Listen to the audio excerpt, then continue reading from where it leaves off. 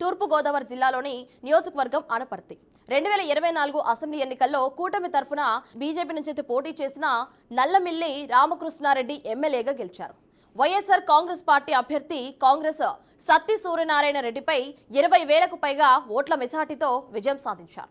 ఇక 2019 అసెంబ్లీ ఎన్నికల్లో వైఎస్ఆర్ కాంగ్రెస్ పార్టీ అభ్యర్థి డాక్టర్ సత్తి సూర్యనారాయణ రెడ్డి ఘన విజయం సాధించారు.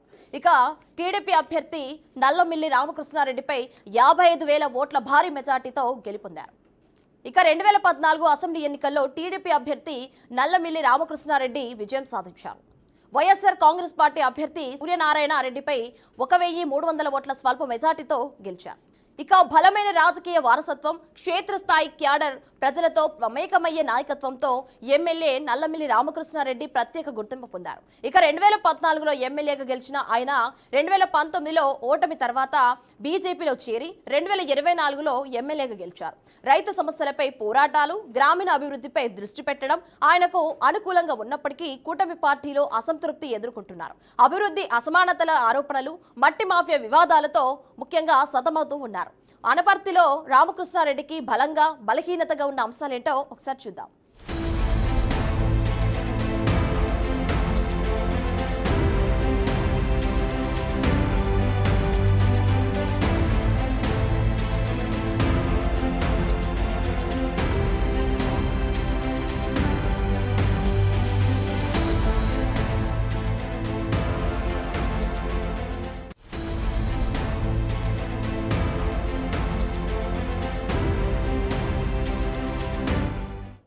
ముందుగా ఎమ్మెల్యే నల్లమిల్లి రామకృష్ణారెడ్డి బలమేంటో చూద్దాం. మొదటిది రాజకీయ వారసత్వం. నల్లమిల్లి రామకృష్ణారెడ్డి తండ్రి నల్లమిల్లి మూలారెడ్డి అనపర్తికి 4 సార్లు ఎమ్మెల్యేగా పనిచేసిన సీనియర్ నాయకుడు. నియోజకవర్గంలోని అనేక కుటుంబాలతో తరతరాలుగా ఉన్న అనుబంధం, క్షేత్రస్థాయి నెట్వర్క్, ప్రజల్లో ఉన్న విశ్వాసం ఆయనను అనపర్తి రాజకీయాల్లో పెద్ద బలంగా నిలిచాయి.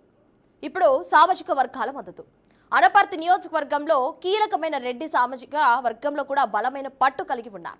దీంతో పాటు బీసీ, ఎస్సీ వర్గాలతో కూడా మంచి సంబంధాలు కొనసాగిస్తూ ఉన్నారు.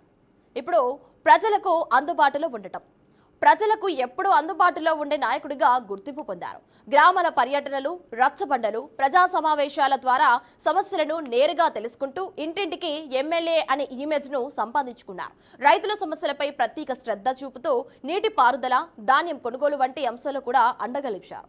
ప్రజలతో సన్నిహిత అనుబంధం, సేవాభావం, క్షేత్రస్థాయిలో నిరంతర చొరవ ఆయనను అనపర్తి రాజకీయాల్లో ప్రజాదరణ పొందిన నాయకుడిగా నిలబెట్టాయి. ఇప్పుడు బలమైన క్యాడర్. దశాబ్దాలుగా పార్టీ కార్యకర్తలతో సత్సంబంధాలు కొనసాగిస్తూ బలమైన అనుచవర్గాలని కూడా నిర్మించుకున్నారు. స్థానిక స్థాయి నుంచి పార్టీని బలోపేతం చేస్తూ ప్రభావవంతమైన నాయకుడిగా ఎదిగారు.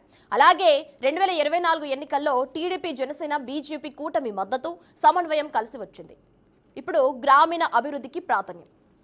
రైతుల సమస్యలపై ప్రత్యేక శ్రద్ధ చూపుతూ వారి సంక్షేమానికి అండగా నిలుస్తున్నారు. అలాగే రోడ్ల అభివృద్ధి, అదేవిధంగా గ్రామాల్లో మౌలిక సదుపాయాల కల్పన, దేవాలయాల అభివృద్ధి వంటి కార్యక్రమాలకు ప్రాధాన్యత ఇస్తూ గ్రామీణ అభివృద్ధికి కృషి చేస్తున్నారు. స్థానిక సమస్యలు, అభివృద్ధి అవసరాలను అధికారుల దృష్టికి తీసుకెళ్లడంలో చురుకుగా వ్యవహరిస్తూ ముఖ్యంగా ప్రజలకు చేరువైన నాయకుడిగా గుర్తింపు పొందారు.